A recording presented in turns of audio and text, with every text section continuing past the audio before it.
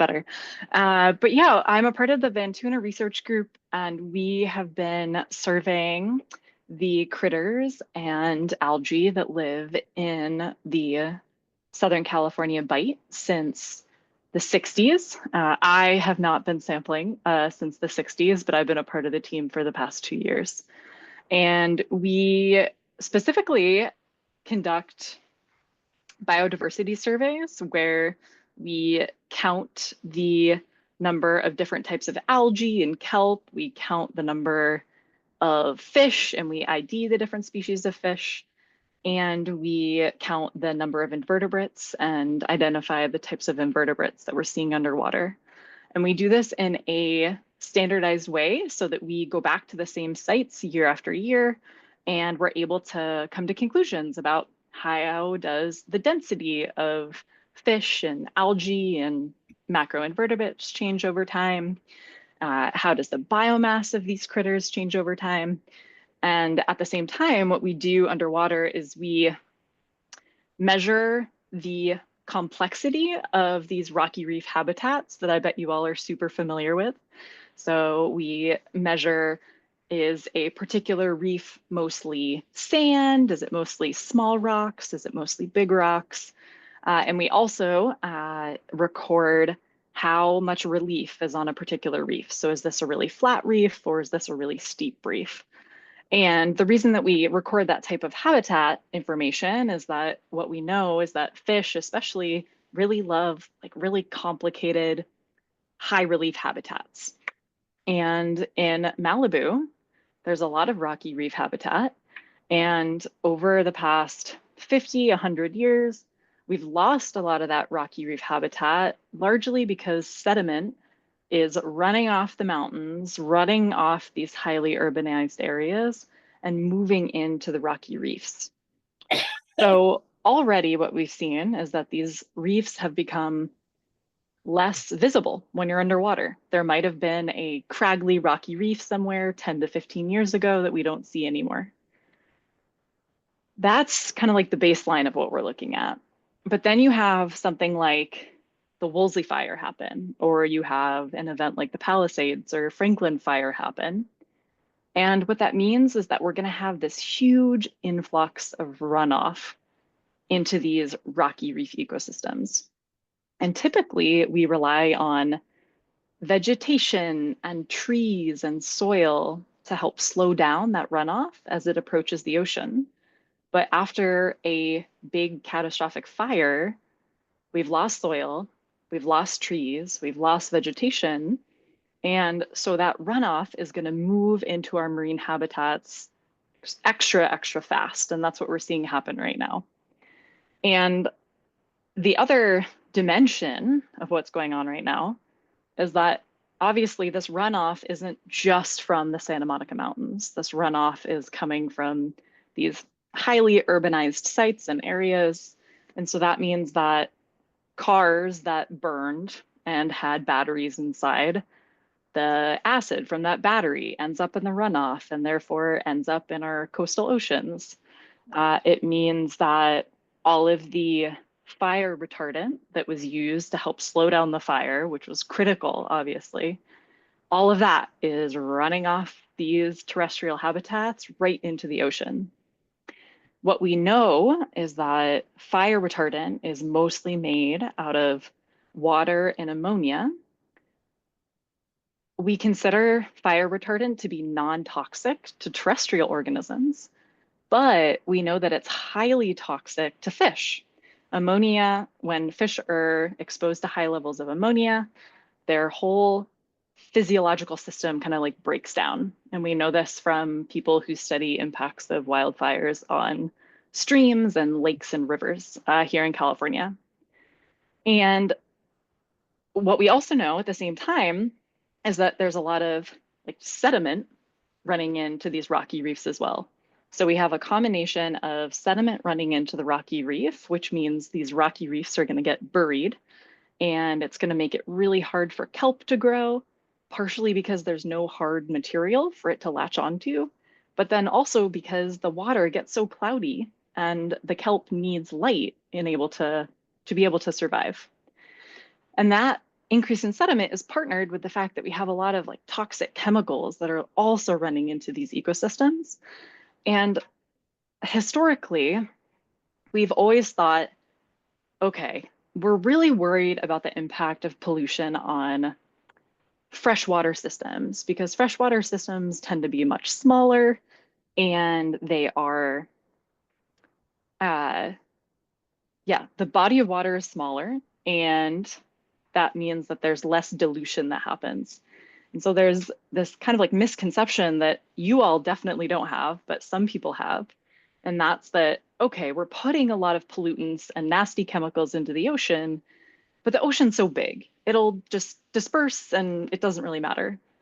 But what I have to remind folks, again, not you, because you all have seen the ocean underwater, is that only 7% of the surface area of the ocean is our coastal ocean. And that's the ocean that is super highly productive. And that's also the ocean that we interact with most on a daily basis. And so even though, yes, the ocean helps us dilute a lot of pollutants, when we're talking about putting a really high concentration of pollutants into our nearshore ocean, that's still going to change the water chemistry and these habitats that we all know and love. So what we're doing with our research team is we have surveyed the Malibu rocky reefs many times in the past. We have years of observations of the rocky reef ecosystems off the coast of Malibu. And what we're planning to do in this next year is go back to those same sites and conduct these biodiversity surveys again to see what's changed. Has the habitat changed? Has the relief and the substrate changed? And then also have the critters that live there changed as well? And that was a lot of information. And I'm happy to talk more, but I'm also really excited to hear about what you all are interested in. And what I am going to pull up, if you give me 1 second here, is we have some photos that we took diving off of Malibu in 2022. So that was 4 years after the Woolsey fire. And again, I realize many of you have been underwater there, so you probably know this, but we were still seeing debris from the Woolsey fire in the sediment at many rocky reefs across Malibu 4 years after that fire occurred. Just give me 1 second.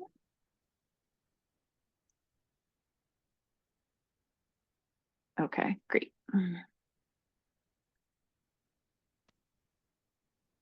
And these aren't the best high quality photos, but I think they give you a sense of the particles that are in the runoff that we actually see, and keeping in mind that there are a lot of small particles that we can't see that are there as well.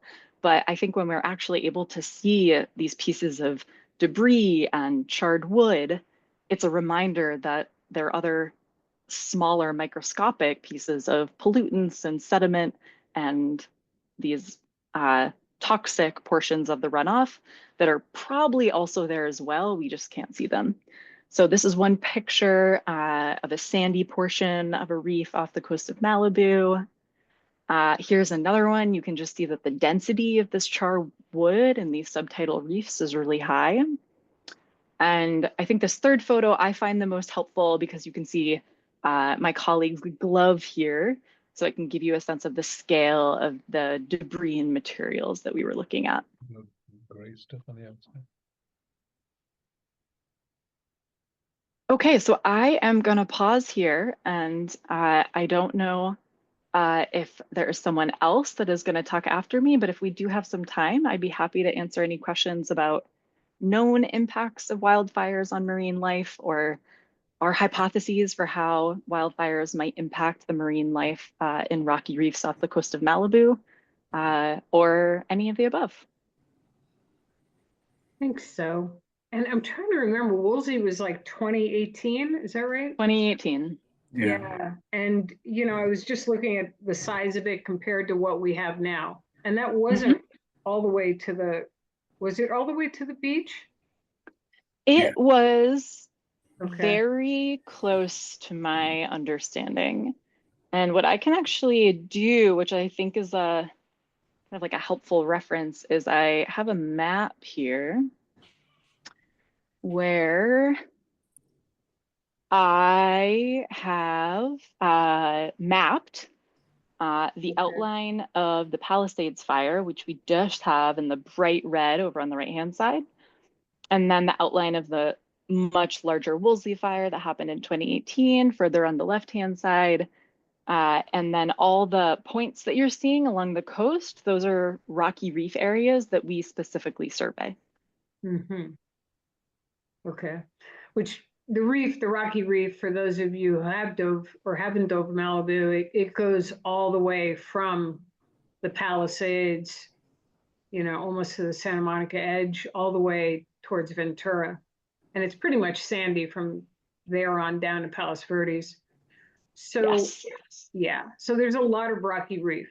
And, you know, I even put the picture behind me is from Malibu. So, you know, on a good day, it's really beautiful. You know, we dive there almost every week, or we did, right? So, and I don't see my other scientists here unless I've missed them. But, you know, your surveying techniques that you guys do sound very similar to what we use. There's probably a standardization with Reef Check, et cetera, and AAUS. So, I think my impression is the Palisades fire has much more debris in the water because of the houses, the number of houses, you know, that went down. So, you know, what I did, I'm gonna share my screen. Let's see if I can do this. One second. I have to flip something. 1 second.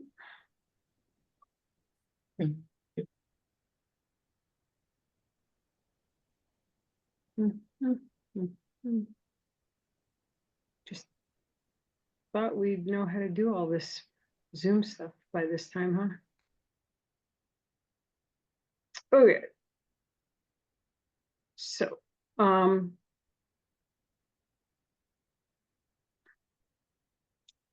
switching back and forth.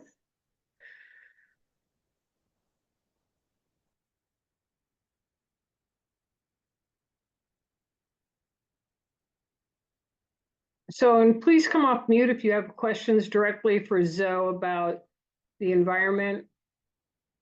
We can stop any of this anytime. So since the fire, like I said, we've been shut down, and you know, because we dive Malibu all the time, it's been on first and foremost on my mind. Sorry, I've got some people in the waiting room.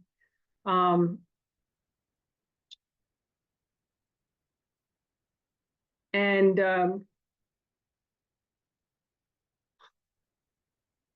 where is it?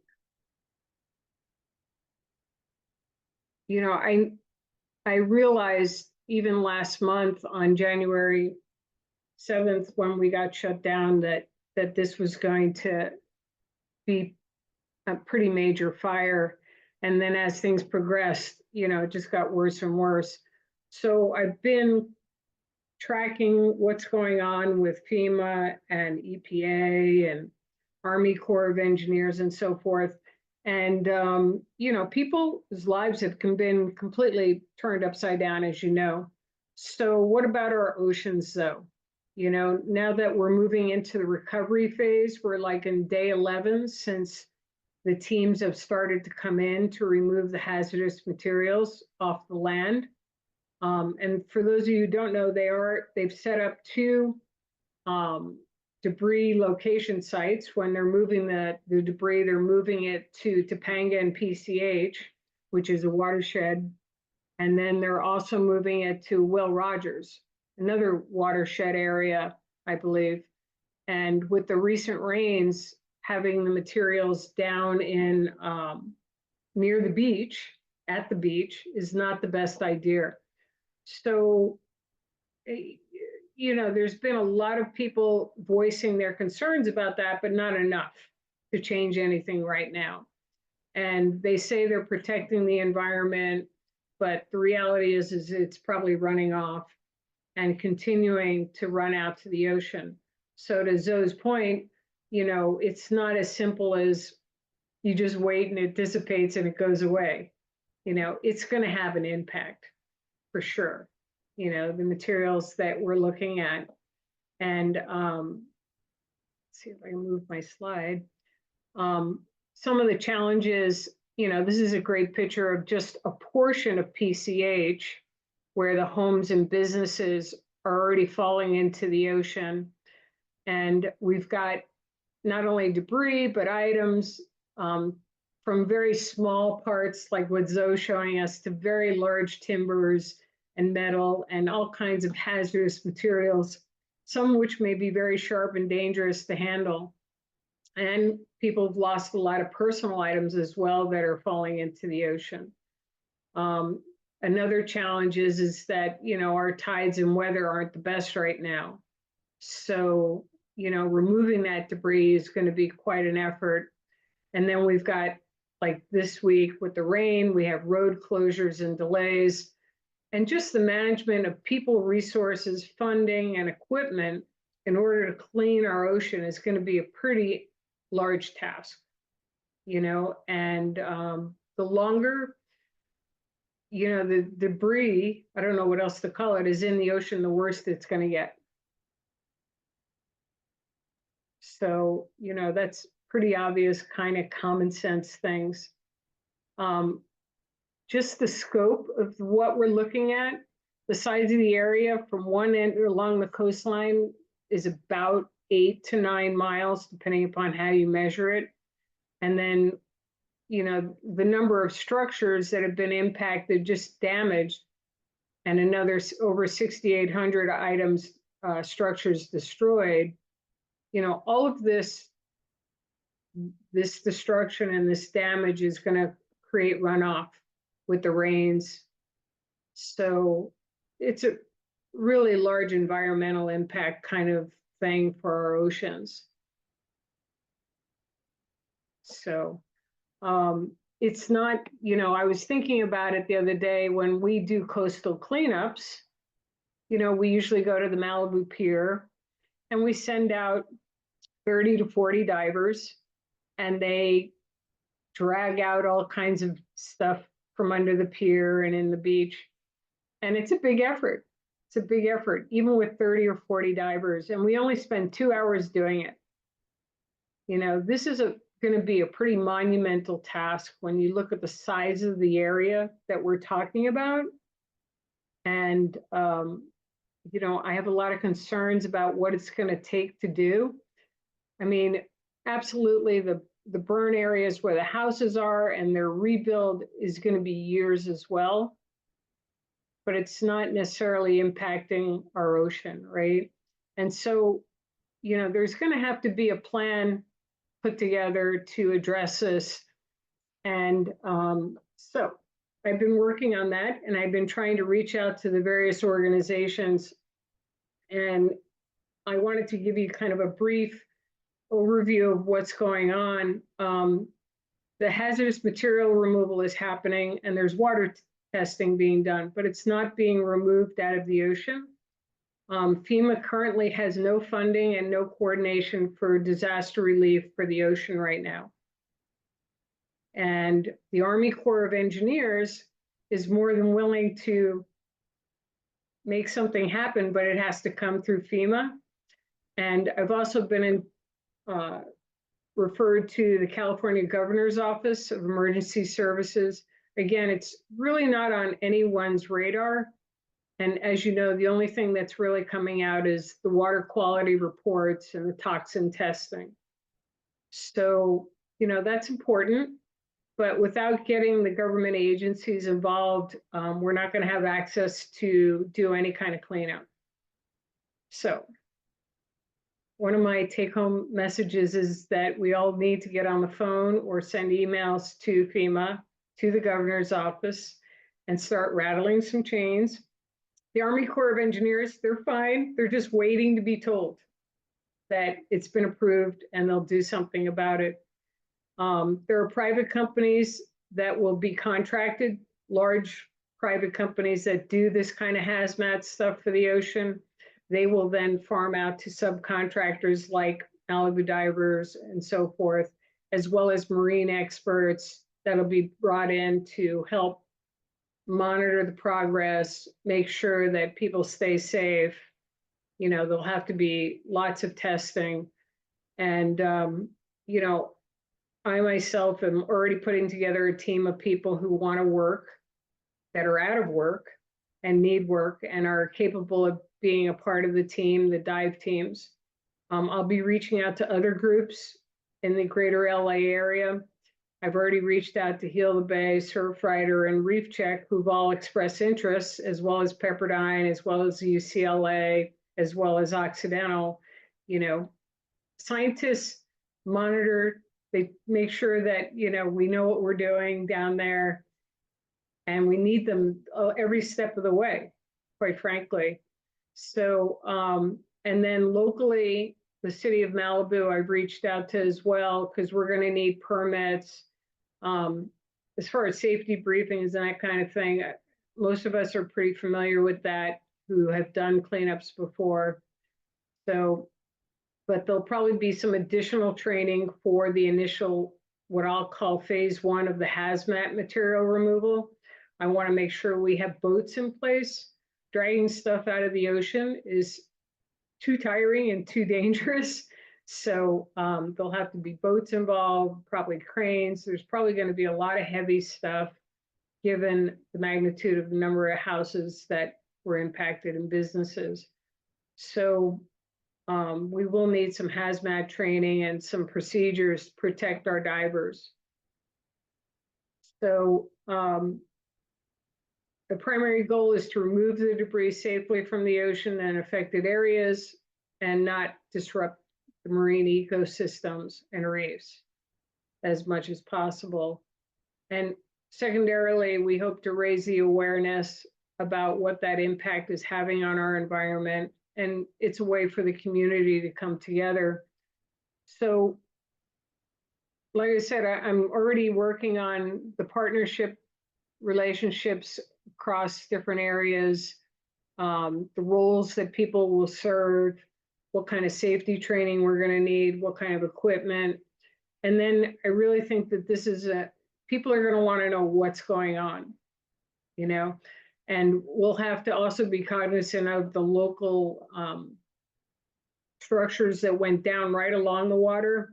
You know, if we're finding things of a personal nature, or having to have access through their property to get in and out, you know, or anchor nearby, you know, we're going to have to make sure that we communicate that effectively to the local communities. So it's going to be very much a phased approach. Where we start, where we end, I don't know at this point, but we need to have a plan, you know, whether it's to make sure all the hazardous materials are out first, and then do a second sweep with other removal. You know, it's hard to say at this point. And then continuous monitoring of the environment. And then hopefully there'll be a post-cleanup engagement as well to make sure that, you know, we've done a good job and continue to monitor it. So, you know, this is going to be a big project. When I talk to different stakeholders, I remind them about why people live in the Palisades and they live in Malibu. Yes, there's community and it's a lovely place. People have grown up there, all kinds of things. But without the ocean, if the ocean turns into an eyesore, it's not going to mean a lot. You know, people won't appreciate it as much. We, as a local vendor in the area, we get a lot of tourists, we get a lot of business. Is just based upon people coming to the area. So we have to do something about this from many different aspects. Any questions? Come off mute if you do. So as far as next steps, continuing to identify the experts that we need. There's lots of different categories of people, from the biologists and environmental people. I know 2 environmental services companies locally that are dive members through Malibu Divers, and I've reached out to them to get their companies involved as well. I hope to put together people who really are passionate about this and want to get involved. And we got to get FEMA and the governor on board with a plan. And, there's a lot of questions now whether, we're going to have problems getting funding. So, and if we do, what's the plan then? Are we going to be able to get funding from California? Will we have to go to private funding or grants? What's the cost going to look like? And, recruitment of volunteers and other community people that can help out, maybe do part of the beach cleanups. We can schedule those regularly once the hazardous materials are removed. So that's kind of where I'm at with this whole thing, and I think this is a really important topic for our community.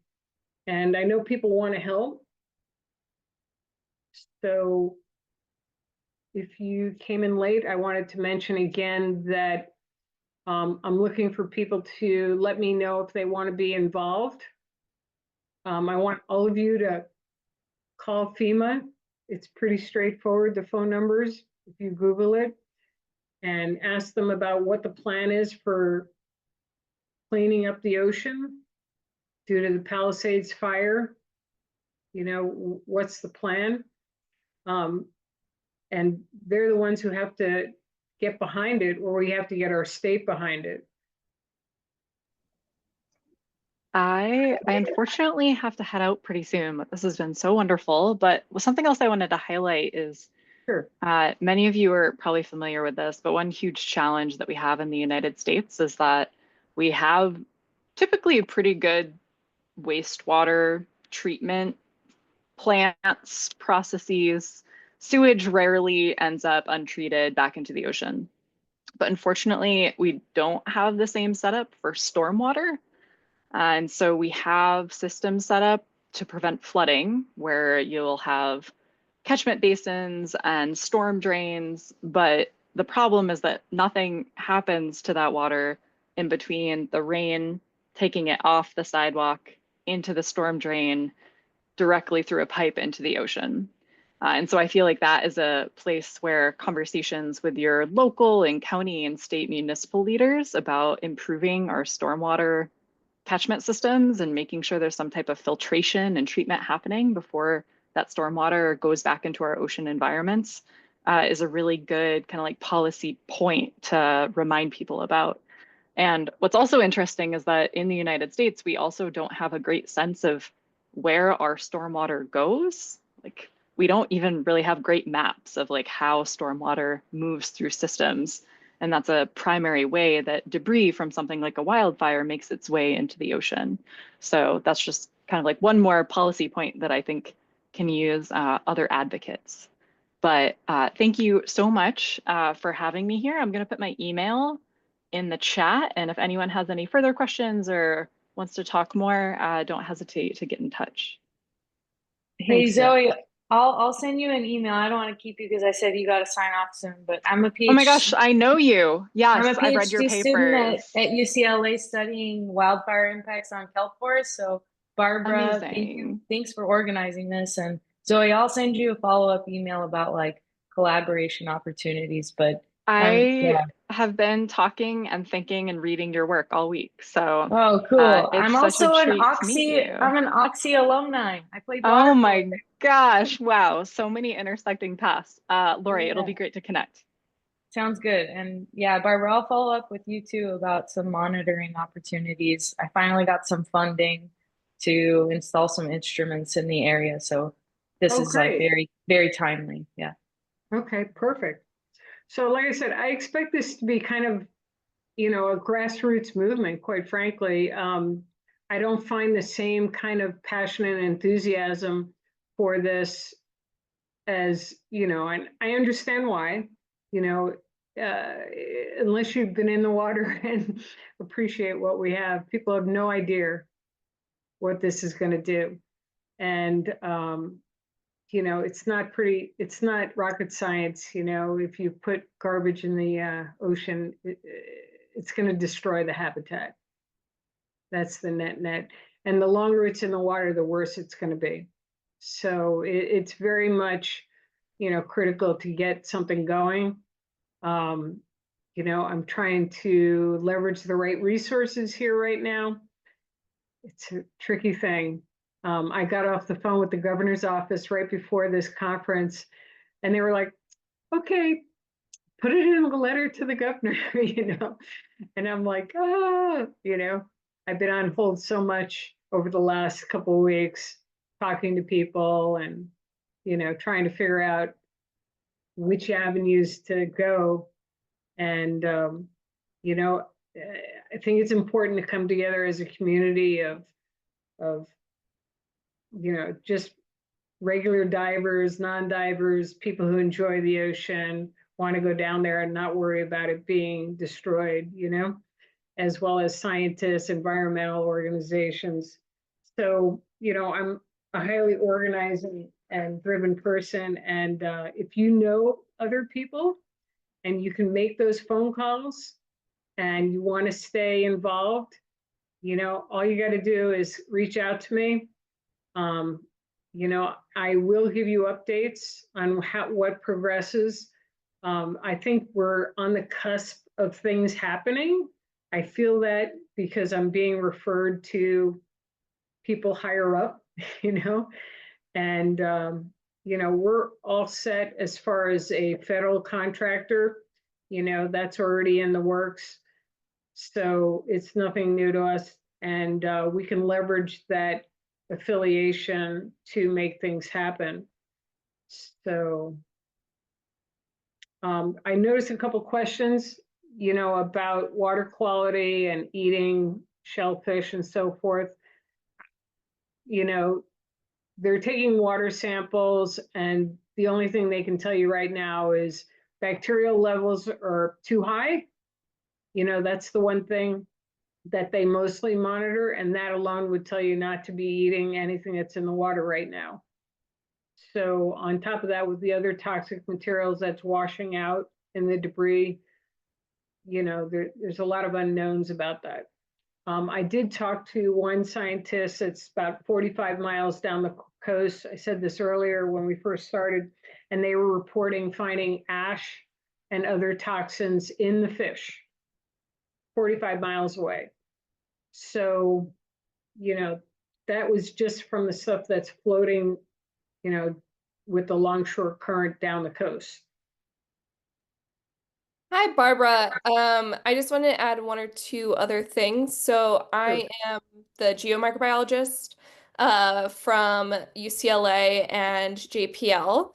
Our main thing, just to add for the microbiology perspective, is a lot of the ash was also deposited from the atmosphere itself. So it's not even just inflow, but when we had heavy smoke, a lot of that was carried further out into the ocean.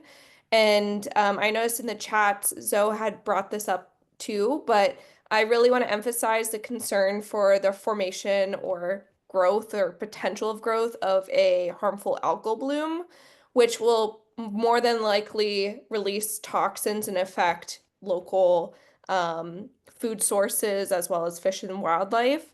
So while And that's caused by the changing the pH of the water, it's basically, not right? just, yeah, so it's Yeah. that, but it's also a lot of the nutrients that algae like to eat includes ammonium and phosphate, which is primarily what fire retardant is made out of. So a lot of that just kind of flowed into which, as previously stated, that's normally not an issue terrestrially or on land. But when that goes into an ecosystem that actually, where these algae and primary producers consume this for food, you're probably going to have a rapid growth over the summer. So that's something really worth, even as divers, please be careful about, because we just don't know what the potential of something that would look like. And then another thing to consider is the while there is the stormwater issue next week, so there is a debris flow or a government-focused debris flow and watershed task force that I am participating in. And one of the concerns that is being looked at right now is next week there might be the biggest storm of the season with potentially 2 to 4 inches of rain. And that will really push larger particulates. Obviously, it's to be determined at this point what level of impact this may have, but just wanted to let people know, keep your eye out on the weather, especially if you are living near the fire and have returned home. We just don't know if there's going to be a higher chance of flash flooding. Obviously, there's a coastal concern, but just for a human safety factor, I'm assuming some of these people on the call may actually be residents in the area near the burn site. So just keep that in mind and keep your eye out for any warnings of flash floods. Yeah, this is going to be a very tricky cleanup recovery. Yeah, because of all the rain and the season, but we've got to do something. We can't wait till summer, and right, it's going to be even worse. Thank you, Emily. I really appreciate it. Let's definitely talk offline. As far as the divers, if you want to participate as a diver, I don't care if you're a free diver or a scuba diver, you sure as heck better be comfortable in the water, and we will definitely have some kind of training. I know it'll be mandated. There'll probably be a team for more of the initial surveying underwater, as well as the hazmat kind of materials might be involved.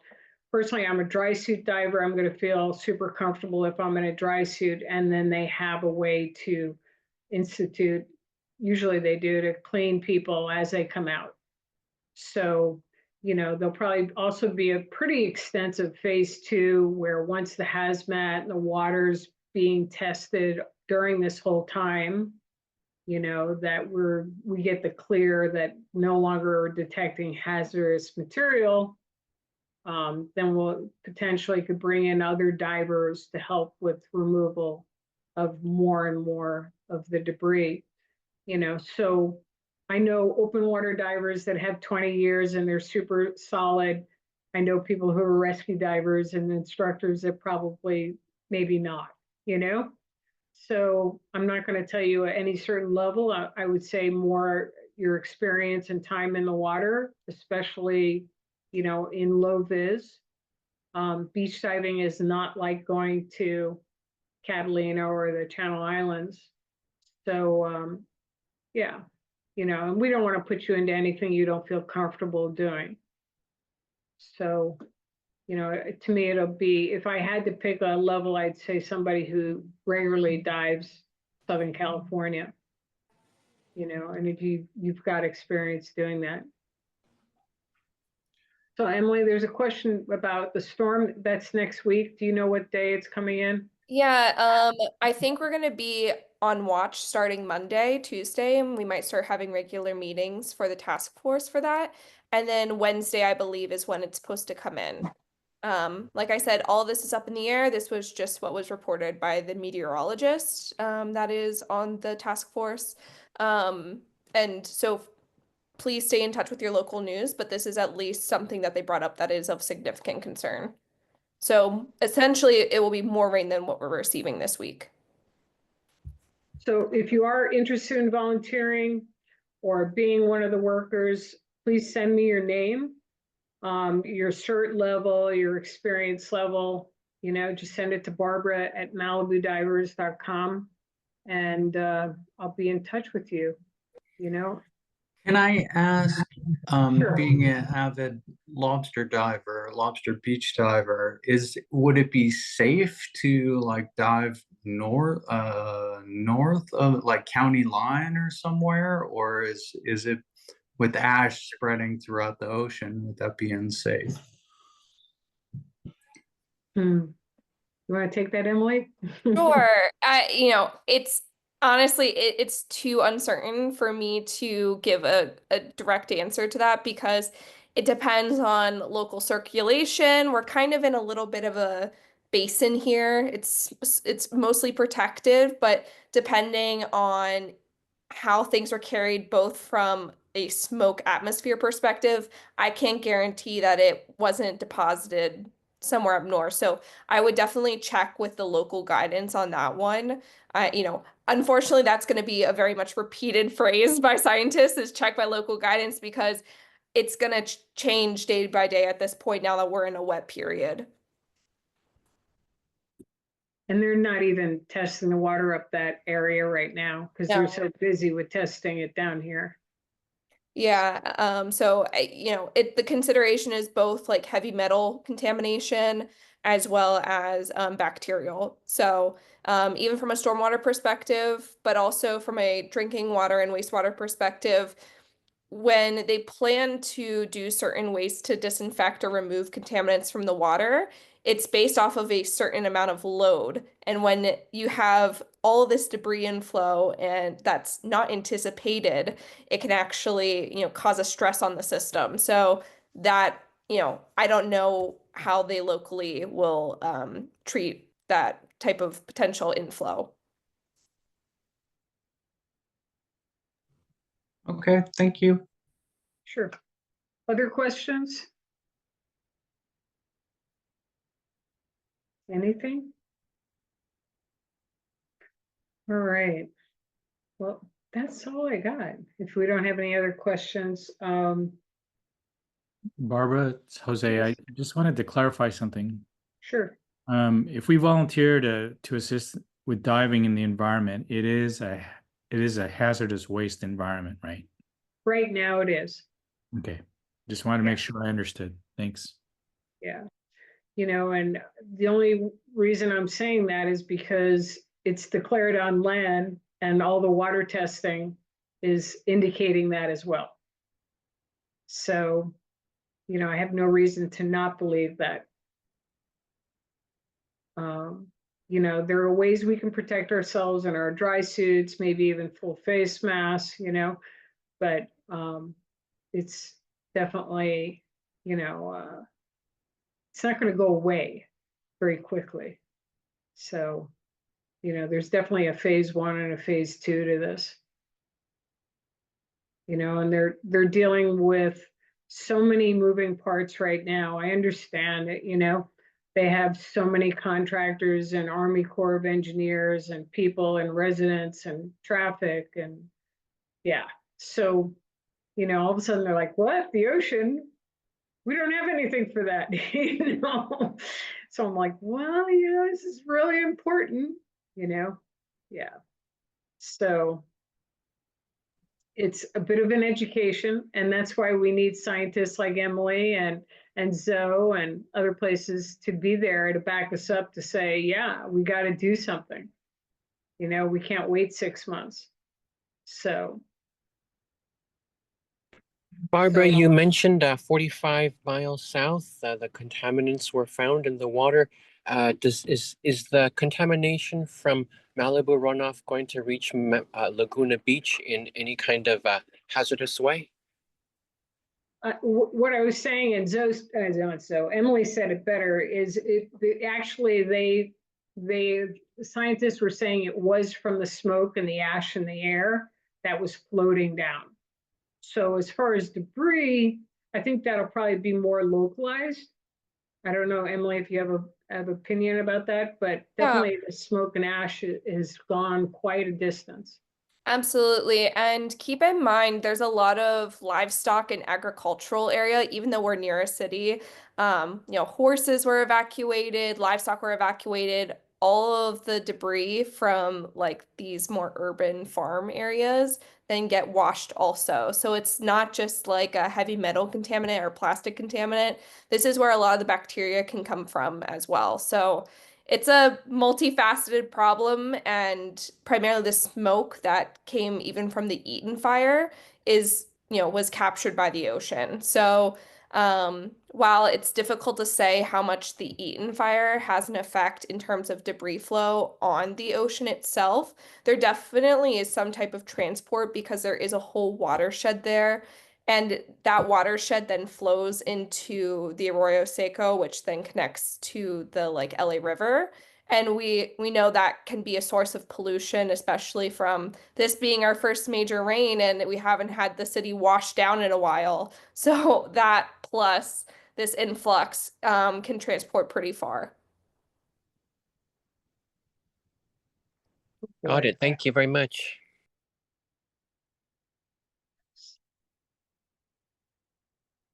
All right. Well, I wish it was on a more positive note, but I think bringing us all together is positive in itself, you know?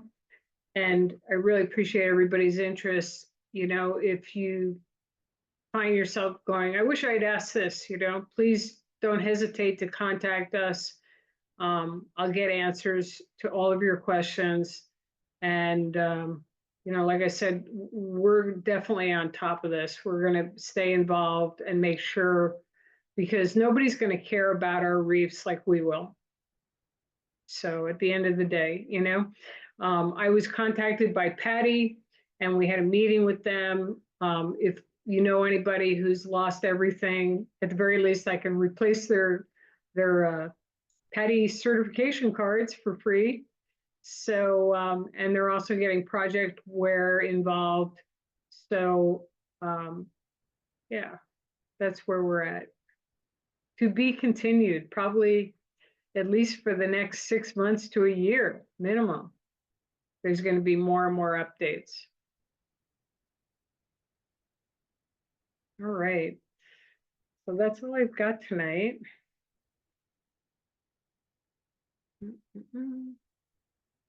Trying to find my